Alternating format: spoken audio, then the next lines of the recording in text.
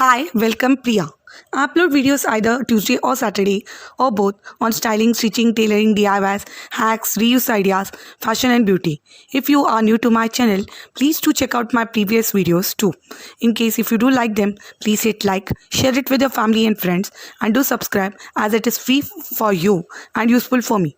Also, you will get to know every time I upload a video, so do hit the bell button.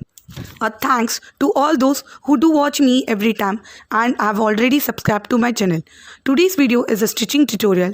As this is a very useful video in some or the other way, I would request you all not to skip any part of this video and watch it from the start till the end. So let's begin.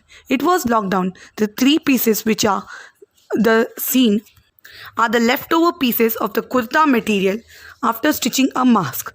The mask was stitched for the personal usage of the shopkeeper. I then purchased this leftover kurta material from the shopkeeper as the material was good, although I was going to fall in short of cloth.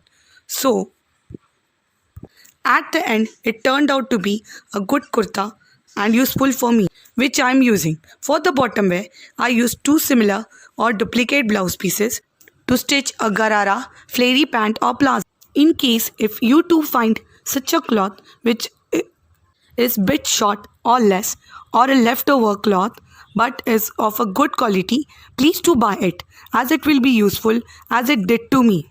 Also, in case if you do have similar to blouse piece but don't want to get it stitched a blouse, in this situation too you can refer to my video, get a pant stitch for yourself too. Now coming to the fabric, the kurta fabric was pure cotton which included three parts. The first part included pin tucks and a green embroidered border which was non-detachable. The second part included a blue border on one side and the third, being the smallest, had pin tucks on half part and plain on the other part. For stitching the kurta, I first used the first part which had pin tucks, separated the border and folded it as per to get the chest portion for front and the back. I stitched 4 layers for this kurta and this is the first layer. For this kurta, I gave a slight boat neck which came, and this height came just below my chest. As I wanted my top to come below the hip level, I joined 3 more layers of the cloth which included the second layer. For the front side had blue printed border from the second piece of the cloth for the front side, and for the back side I used the plain cloth of the third piece to increase the length of the cloth. The pattern I kept was A-line. I haven't given a side slit or a cut. To match the blouse piece which I used for both, I used the same cloth for the third layer. I first attached it to the back side or the wrong side of the cloth, double folded it and stitched it on the front side for both front as well as the back portion.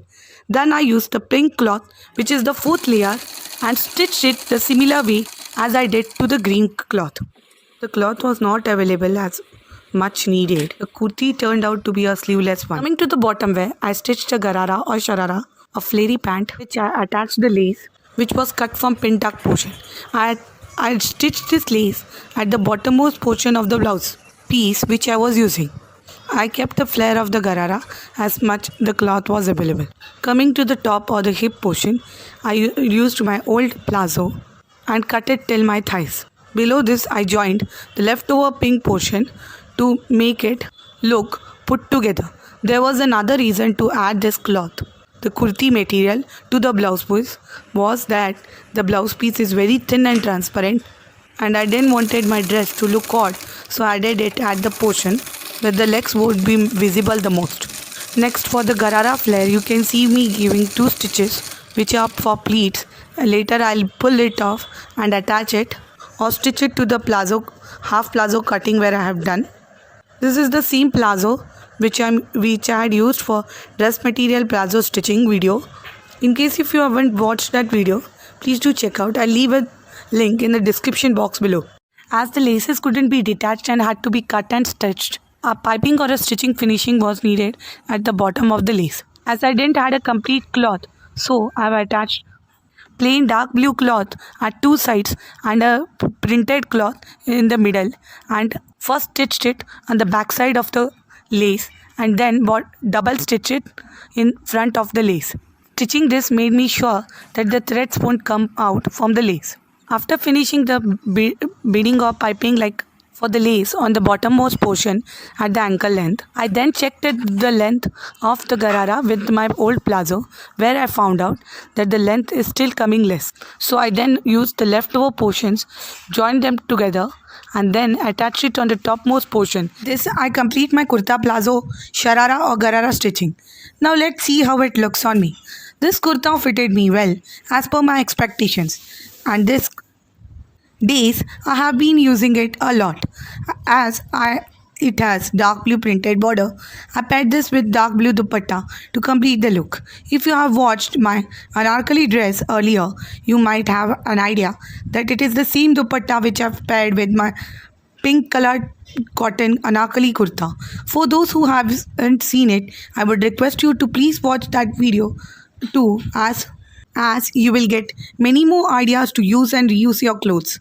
Garara plasm or bottom wear too fitted me well. The only problem I felt was it was slightly short due to shortage of cloth. Anyway, my idea worked well and I used this too, not as often as the kurta, but yes, I use this one too. For makeup, you can refer to my get ready makeup and basic makeup tutorial to get an idea of what kind of makeup I prefer doing for this kind of outfits.